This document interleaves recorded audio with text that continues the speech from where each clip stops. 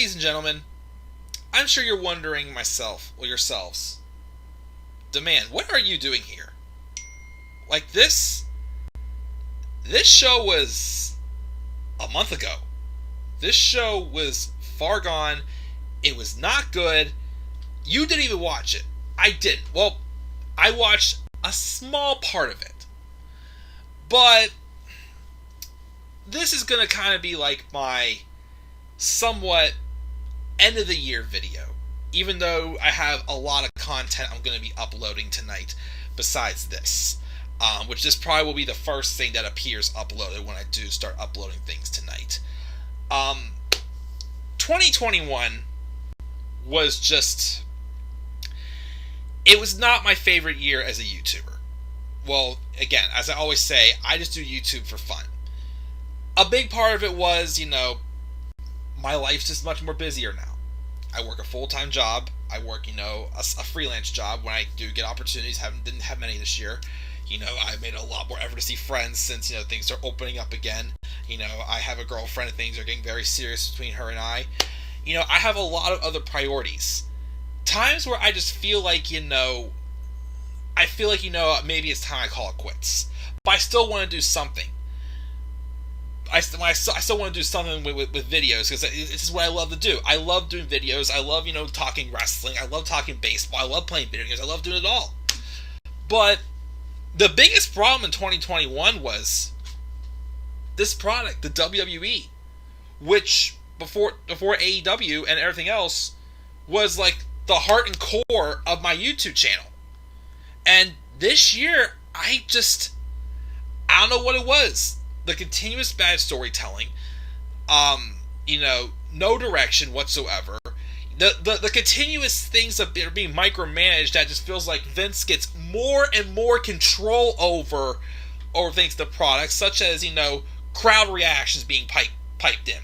I still think the thing that really, was the turning point for me this year as far as, where my wrestling fandom lied was when Jeff Hardy beat Karrion Kross and Cross's Raw debut, and then the deletion of NXT and the birth of NXT 2.0. I haven't watched I haven't watched a full episode of NXT since NXT TakeOver 36. I did watch the ending to the NXT where Johnny Gargano gave his farewell speech, and even like that last half hour, the very few things I saw, I felt like I was watching another episode of Raw. Or even SmackDown. But where SmackDown always has that slight little rub because of Roman Reigns. And I'm going to be real, even Roman is running out of things to do right now. Yes, he's killing it. Yes, he's the best thing WWE has to offer right now, which is what Vince has wanted all along, except as a babyface, not as a heel. But there's just nothing in this product that makes me excited. And I've had these itches here and there. I want to do more wrestling videos, like when I'm not tired from work. And again, it's been a hard year for me with my job. I work, besides, freelance video, I work in, the promotional products industry during the week full time. And with supply changes, it's been tough, and it's taken a little bit of a toll and burned me out at times. It's been a tough year, and I feel like that has had an impact on this channel as well.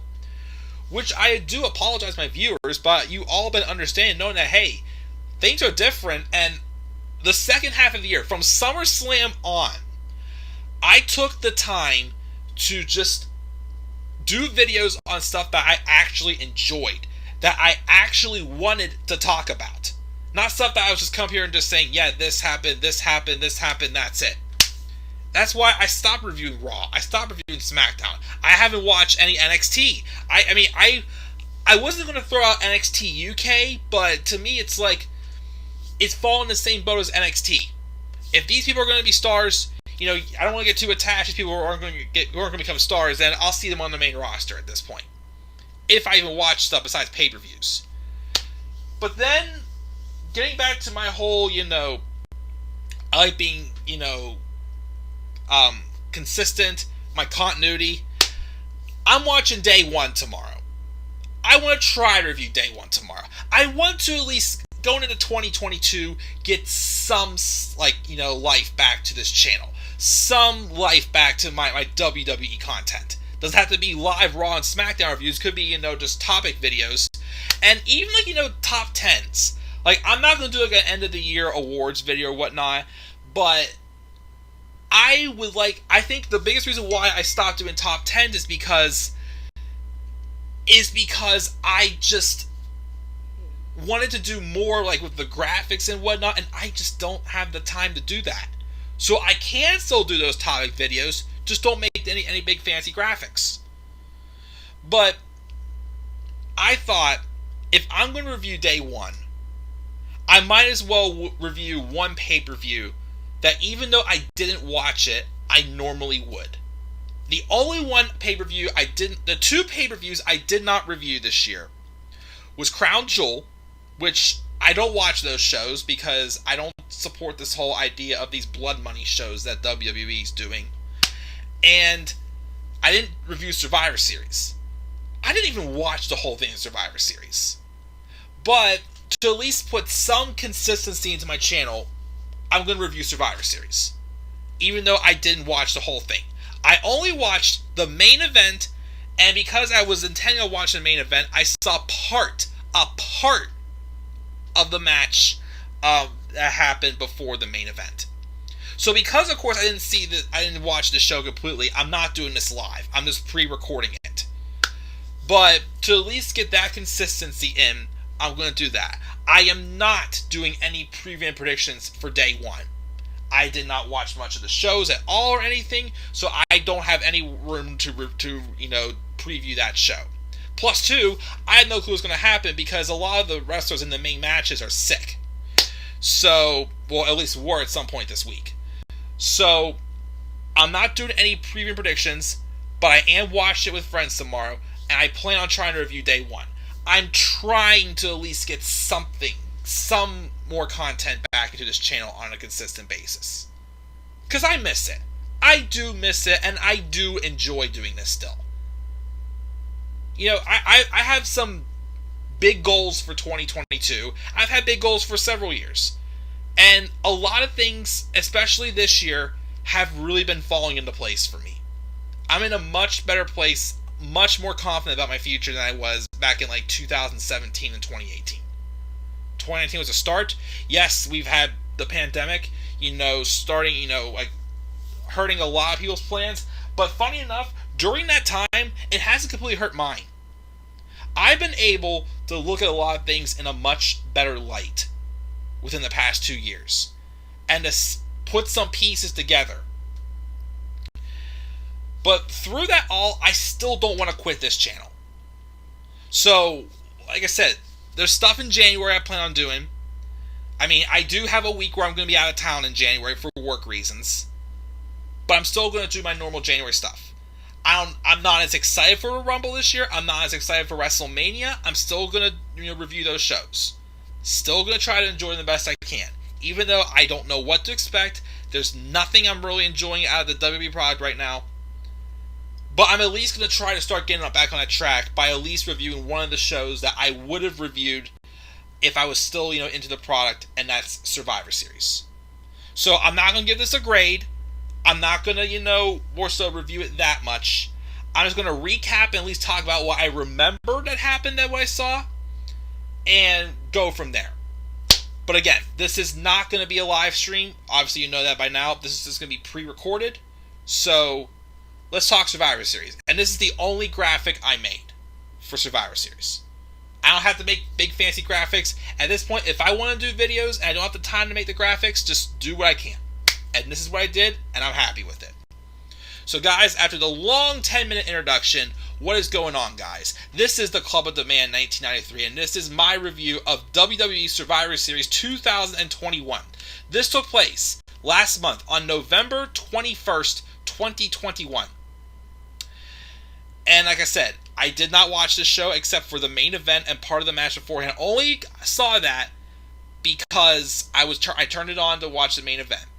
It's the only reason why I saw that part. I was excited. I was interested in this main event match between Big E and Roman Reigns. Didn't live up to the hype, though. But still, what I hear, this was not a good show whatsoever. Absolutely not a good show at all. Survivor Series to me just needs to go. Or, here's the thing. If you don't want to get rid of it, just call it bragging rights again. Because what is the point of this show? Unless there's like a unique match that we've never seen before, like a Big E and Roman Reigns. None of these matches, none of these brand supremacy matches, to me, feel special anymore. We got Becky Lynch and Charlotte Flair, who always have good matches, but we've seen that match how many times? We've seen RK Bro and the Usos. Okay, what was the story behind that one? Not much really. They started into two of the best tag teams. The Survivor Series 5-on-5 elimination matches just have nothing to them anymore. And to keep this in mind also, they didn't even announce these matches till like a week or two ahead of time. They announced the matches, and instead of having people qualify, they had people have matches to get them removed. Basically, if you lose, you lose your spot. So what was the point in even announcing the names at first? And then this whole stuff where it's like Adam Pearce wanted to see Raw win, this and that. It's like the executives are literally running both shows. So why did they show playing favoritism on one night, one another night? It made no sense. It made absolutely no sense. And for the millionth time in the past 5 years since the brand split came back, if there are no stakes, I just don't care. I don't care. I don't care at all whatsoever. But let's talk about it briefly. So, on the pre-show, there was a champion versus champion match with the United States champion Damian Priest and the Intercontinental champion Shinsuke Nakamura. I will give praise one thing I liked about 2021, and that's Damian Priest. He has done a good job on the main roster. A guy who basically Vince McMahon told him, you better get over Bad Bunny at WrestleMania, which again, Vince cares more about the celebrity appearances. You better help Bad Bunny get over at WrestleMania or else your career's doomed. He was threatened his career if he didn't get Bad Bunny over WrestleMania. And be honest, Bad Bunny did great. Bad Bunny was excellent at WrestleMania. In that tag match with him and Priest versus Miz and Morrison, that was a great match. And then he would go on, of course, to, the one part where I did worry for him, though, was whenever he had that zombie lumberjack match at WrestleMania Backlash. That is still a worst match of the year candidate for me, for sure. That was horrible. But he was able to get back on track. He had a good series of matches with Sheamus, won the U.S. title from Sheamus at SummerSlam, and he's had a solid run with the U.S. title so far. They have, though, changed his character a little. They got rid of his theme music, which was awesome. Another theme song they took away. I was almost just as upset about taking away this theme song almost as I was when they took away Aleister Black's theme song. He was briefly, this villain, whatever the heck he was before he got released out of the blue. Which, again, I didn't mention before, was another thing I think that really, hurt my wrestling fandom in 2021 is the fact that there was 80 to 100 releases this year, which again makes me wonder, ask who is even left in this company at this point. But, so yes, they've changed his character, and I thought, based off of this, they were going to go with making Damian Priest a heel. Because they give him this, split personality character, and he snapped, and he took Rick Boog's guitar, and he attacked Nakamura, then won by disqualification, but then next night on Raw, he went back to feuding with Apollo Crews, who's a heel. So, that was definitely strange. And then there's Nakamura. Shinsuke Nakamura, I honestly had a little glimmer of hope they were actually going to give him a push earlier this year. He got put over in that gauntlet match, the one where Roman Reigns screwed him over just for Adam Pearce to be the winner, but Adam Pearce to turn the tables on him and have Kevin Owens get another shot at the Universal title. I thought that Nakamura had a shot to be pushed. And I was cool with him winning the Intercontinental title, but why is it every time they put a title on Nakamura on the main roster, he's barely ever there? But Nakamura won by disqualification. Of course, only DQ match on Survivor Series, because remember back in, I think it was 2018? Yeah, 2018, where the story was that Raw had to sweep SmackDown, or else Baron Corbin lost his job as Raw GM. And remember, SmackDown won the pre-show match, but I guess there was an error in the booking on it, because it was supposed to be Raw going over on SmackDown, but SmackDown went over by mistake, so it was some miscommunication. But according to Vince or whatnot, it didn't count, which is complete bullshit. But yes, Damian Priest won that pre-show match. The show opened up. I only watched highlights of this match. I didn't watch the whole match. I just watched highlights. But it's a champion match. Raw Women's Champion, Big Time Becky Lynch taking on the SmackDown Women's Champion Charlotte Flair. I heard from this highlights I saw was a good match. These two always put on good matches, but again, we've seen it how many times? And also the fact that both of them were heels. Again, Becky Lynch is not meant to be a heel. I get the story they're trying to tell with her, but again, her being scripted, being micromanaged, it's not working. This feud with her and Liv Morgan has not worked out too well from what I keep hearing also, because, it's not making Liv look any better. They had some segment recently, pre-recorded segment where Liv attacked her at like a training session that didn't go over too well at all. But what bothered me about this match was the finish. Becky won by cheating, by grabbing the ropes. To me, that's just so out of, not just, again, that it's not just that Becky's a heel in this match also, but it's the fact that this long story, since 2018, between these two, was Becky Lynch basically being the fans and standing up saying, we're tired of Charlotte Flair always being on top, and her heel turn was not a heel turn at all. People loved what Becky did to Charlotte that night, because it's just it's basically her sending the message to us fans what we wanted. We wanted someone else, and Becky Lynch stepped up. So this story, Becky Lynch is the hero. The fact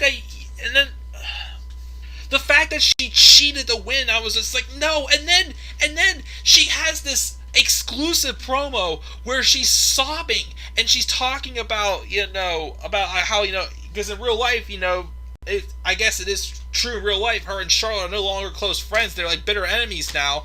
And it was very organic, but I'm thinking this would work so good if she was a babyface, but she was a heel. She was acting like a babyface in that promo, and I'm just like, but this doesn't matter. That's why this show, Survivor Series, doesn't matter, because it's all about brand supremacy, and it hurts it. It was a good match from the highlights I saw, but again, it's just, the dynamics were off, and the stakes, there was no stakes. And Becky won by cheating.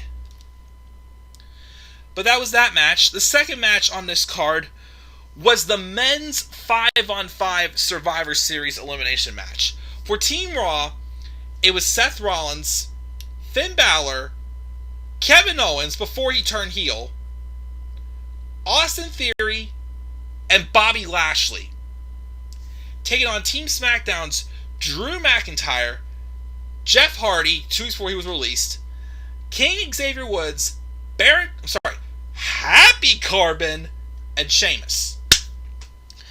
I did not watch this match. Apparently, though, the match started and Kevin Owens immediately walked out on his team. Even at the time, he was still a babyface. But he was kind of having this meltdown character, and then he's horrible heel turn and whatnot. Finn Balor would then eliminate Happy Corbin. Bobby Lashley eliminated King Woods. And I think this is right after Lashley just gotten over his feud with Goldberg. But of course, also, he had a little bit of history there with, him and his mini Raw feud with Big E when Big E cashed in on him. Apparently they had both Bobby Lashley and Drew McIntyre brawl outside for no reason, get eliminated by countout. their feud was long over by this time. So what was even the point of that? Just as always, if you have to protect someone constantly like that, they shouldn't even be in the match. So they were counted out. And then Sheamus eliminated Finn Balor. But then Austin Theory eliminated Sheamus, apparently. Let's talk about Austin Theory really quick while we're at it. So, another thing that I knew would happen in this episode, which I should have put as the thumbnail, but instead I put something else as the thumbnail. But a story throughout the night. A lot of people were hoping The Rock would have showed up, which is also a reason I didn't want to get my hopes up, but it was also a reason why I checked out the main event, because I was somewhat hoping The Rock would have showed up and set up the future match with him and Roman Reigns. Even though I keep hearing it's not going to happen until WrestleMania 39, which will make sense because it's in Hollywood. But they had this golden Cleopatra egg that Vince McMahon was there and brought to it, that got stolen, which a lot of people thought was going to set up a story. A lot of people thought, I heard a rumor that people were saying that this story was started to set up Roman Reigns versus The Rock. The only mega feud you really have left right now to have any life in this company, which once it's over, they're screwed, because now what are we going to do? Because he got no stars at all whatsoever. Another reason why I think Vince McMahon's just going to have the ship sink with him whenever his time comes where he goes. But you were really going to have a feud, the biggest feud you could have right now, over an egg? Dumbest thing I ever heard. But it didn't happen, but it was still dumb, because in the end, Austin Theory was the one who stole the egg. He returned it to Vince. Vince rewards him with a championship match against Big E the following night on Raw. And ever since then, Vince has had this. There's a story with Vince acting like he's so into Austin Theory, like he's the next big thing. I don't even think Austin Theory still even scratched the surface. I'm sorry. He came in, people were saying watch out for Austin Theory, and I was watching out for him, and I was waiting. And waiting. And waiting. They brought him to the main roster to replace Andrade at WrestleMania 36. It didn't work out for him. Send him back to NXT, which I thought was the right move to do. Even when he was paired with the Garganos, I still don't think I ever got that much behind Austin Theory at all. So now that Vince is obsessed in all of a sudden and having these segments with the two of them, I'm just weirded out by Austin Theory. I really am. I really don't understand him whatsoever. I can't get behind it. But anyways, he would be in the final three. I think it came down to Theory, Rollins, and Hardy. Theory was eliminated by Jeff Hardy, who I'm pretty sure before his release would have had it probably maybe in between Rumble and Mania. I mean, I know there's going to be no pay-per-view this year in between Rumble and Mania as far as I know. But he could have been in line for a title shot. Jeff Hardy could have been one to win the Rumble. Something new, I could have seen Jeff Hardy win the Rumble. Of course, he got released, and we're not going to go into that right now before I talk about that before. But then Seth Rollins eliminates Jeff Hardy after Hardy eliminates Austin Theory. Which I guess fine, because at the time he was the number one contender, and he was getting ready to have his world title match with Big E at day one, which has turned into a fatal four-way ever since. But Seth Rollins is one person that got sick along with Becky Lynch this week, so I have no clue what's going to happen for their match tomorrow for day one. It's whatever. Seth Rollins is a sole survivor. There was a 25-man battle royale apparently where Omos won, but apparently it was just some Pizza Hut and Red Notice advertisement or something like that. So waste of time, did nothing for Omos. RK Bro defeated the Usos. I gotta be honest also here. I mean, as much as I do like RK Bro, I would have rather seen the Usos win this match. For real, why does it feel like, even though the Bloodline is awesome, and of course the Usos have been tag champs since, the summer, why does it feel like they're still getting a lot of losses? The whole idea of, they lose and, Roman's disappointed in them, it's just, it keeps happening too much. Why not give them some more victories? Have them win non-title matches. Hello? Because Vince McMahon has champions lose non-title matches all the freaking time. So, I don't know. Like I personally would have rather seen the Usos win this. I mean, I like RK Bro, don't get me wrong, but I would have rather seen the Usos. I would have. I didn't watch that match. Okay, here, partway through this match is where I started watching. And I saw something, and to have my photo evidence, it's the thumbnail of this. If it wasn't that, I would have probably picked something to do with that golden egg for my thumbnail for this video. We had the women's 5-on-5 Survivor Series match. For Raw, it is Bianca Belair, Rhea Ripley, Liv Morgan, Carmella, and Queen Zelina taking on Team SmackDown's Sasha Banks, Shayna Baszler, Shotzi Blackheart, Natalya, and Toni Storm, who just left WWE just this past week. Which, by the way, good for you for speaking up for yourself. I respect you a lot for doing that. I'm hoping she goes to AEW and fights Britt Baker. Ooh, that'd be such a good match. But so I didn't see the first part of the match. All I know was that Toni Storm eliminated Carmella. She also eliminated Queen Zelina because she was getting ready to be in a feud with Charlotte Flair over pies. But then the other person who's in a feud for the world title, Liv Morgan, for the women's title, she eliminates Toni Storm, but then Sasha Banks then eliminates Liv Morgan. I think it was around this point is where I turned on the show, because I do remember when there was like a reunion of Bianca Belair and Sasha Banks, and like them going at it again, and just got the crowd a little kind of hot. Like that was cool there. But then we had Shayna Baszler eliminate Rhea Ripley, who also seems very lifeless at this point. It's not been a good ride for Rhea Ripley on the main roster so far, unfortunately. Of course, not for Shayna Baszler either. But then we get this. Had it not been for a few things that I was fine with in this match, for the second year in a row, I still don't know which match I will give as the worst. I would say it was my worst match this year, but this was definitely one of the worst ones. But last year, my worst match of the year was the women's 5-on-5 Survivor Series match because of how they booked it and how Lana won it by literally doing nothing.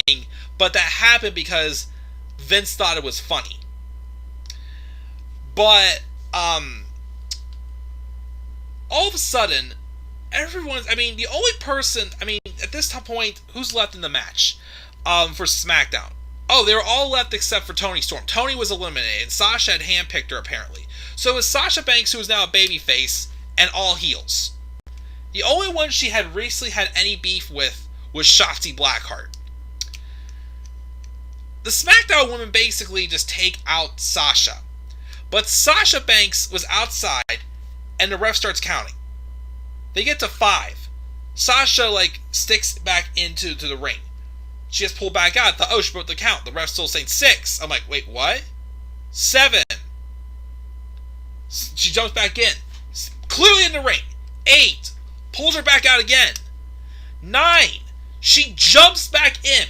I have the photo evidence, and it will be the thumbnail for this video.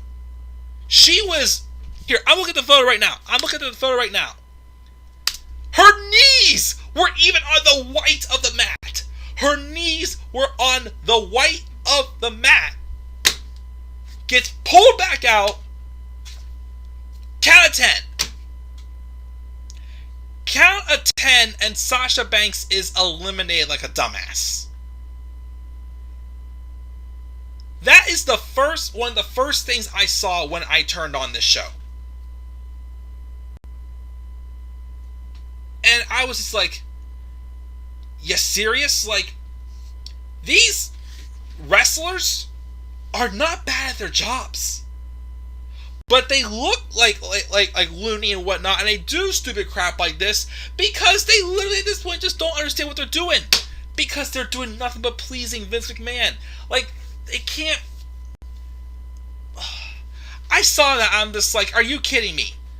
Like it's just like, it's just like how, like, in no DQ matches, there's been different rules as to when, this is, not legal, this is still legal, whatnot. Like, Rhea Ripley won because she pushed, back at Hell in a Cell, Rhea Ripley lost by disqualification to Charlotte Flair because she pushed the cover of the table onto Charlotte Flair, when it's been used how many times by other at other moments.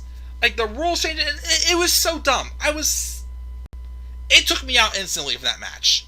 But then it kept going. Natalya was eliminated by Bianca Belair. Bianca was the last one left, actually, for Raw at this point. So Bianca eliminates Natalya. Then she eliminates Shayna Baszler. And then it came down to her and Shotzi. They gave Shotzi a lot of time in this match. They've done nothing with her since.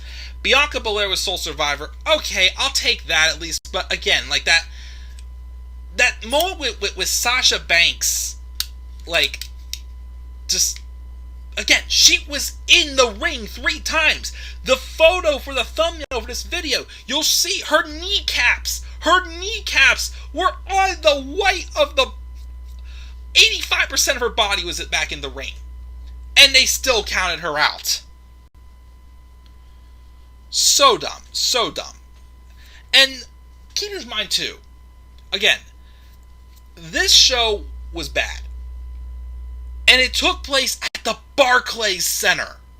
I didn't mention at the beginning, this show took place at the Barclays Center. Yet it was so bad. There was no stakes. The matches were forgettable. Like there was no match of the year candidates on this show. The main event, Big E and Roman Reigns, I watched it. It was fine. It felt like a main event of Raw or SmackDown, though. It was. If I give it a grade, I'd take a C+, B-. Decent, solid. This should have been even better. A lot of people say that, again, as much as I do appreciate the fact that within the past few years, WWE, ever since they got the title off of Brock Lesnar, they've given people like Drew McIntyre, Bobby Lashley, and Big E, like, some fresh faces. Even, of course, go back to 2019, Kofi Kingston as well.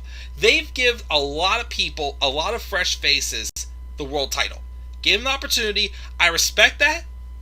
But someone like Big E, who I love Big E, and I've always said he's a world champion, they've given him nothing to work with. And to me, I felt like they should give him more time with Mr. Money in the Bank. He should, of course, wait till 2022 and cash in on Roman.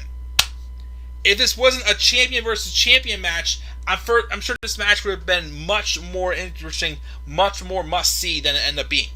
Like, it was fine, like, it wasn't horrible, but it's just like, I watched this, I'm like, this definitely could have been so much more better. Like, it's the same feeling that came out when I saw AJ Styles and Shinsuke Nakamura at WrestleMania 34. I'm like, okay, that wasn't horrible, but it could have been so much better. Roman won, of course, as, was expected, of course. And that's the other thing, too. Because it was champion versus champion. You knew Roman was going to win. Roman ain't lose until he loses that belt. That's just facts. But that's my review of Survivor Series. Again, I'm not giving the show a grade. This wasn't live, but I'm reviewing day 1 tomorrow. Well, or Sunday. So, again, like I said, to at least get some consistency back to my channel, even though I think for not seeing the show, I'm pleased with how I did for this review. So, give myself a couple thumbs up, pat in the back. But yeah. So after I'm done with this one, I'm going to upload this and the 2 turn alerts. I have 5 Seinfeld reviews coming tonight. I've recorded 3 of them. I need to do 2 more. I may do a video game Let's Play though. I may start one. I'm going to try to. Can't promise it, though. But by the end of the night, there's going to be a lot of content uploaded to my channel tonight. So like I said, a lot of things I'm hoping to do in 2022. In January especially, I definitely want to, do my recap and review of last year's Rumble matches like I normally do every January. Again, we'll just see what happens. I'm still waiting for WWE to do something to get my interest back in the show again, for me to review Raw and SmackDown again. Like NXT there's no hope for me watching NXT again, none at all. I'll see those guys when I get to either AEW or the main roster, if I even watch WWE anymore. So we'll see what 2022 comes for us, guys. So that's my thoughts on Survivor Series 2021. What were your thoughts on Survivor Series 2021? Leave your thoughts down in the comment section below. Slap a like on the video and subscribe for more content to my channel. Follow me on Twitter at DemandAirBoy93. Till then, guys, I'm checking out. See you guys all later. Happy New Year. Let's have a great 2022, guys. And as always, guys, also before I sign off, thank you guys always for your support in this channel, guys. Yeah, I know a lot of things changed this year. A lot of stuff I cut back on. But like I said, I'm going to always continue to do what I enjoy. I want to make sure you guys are always entertained as well. Love you guys. Catch you all in 2022. Peace out, everybody.